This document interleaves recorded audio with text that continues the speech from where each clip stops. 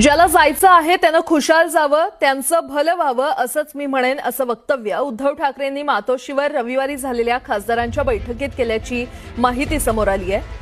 आज माझा नाही पण उद्या माझा नक्की आहे, तोपर्यंत सोसावं लागेल, सहन करावं लागेल असंही उद्धव ठाकरे म्हटले।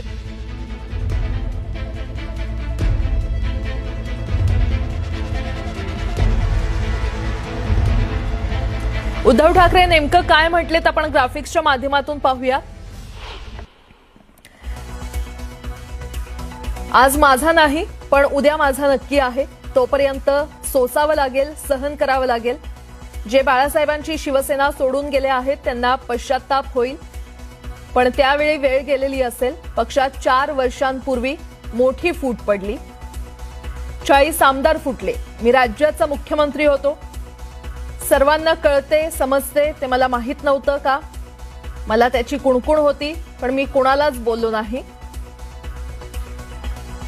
दबावही टाकला नाही।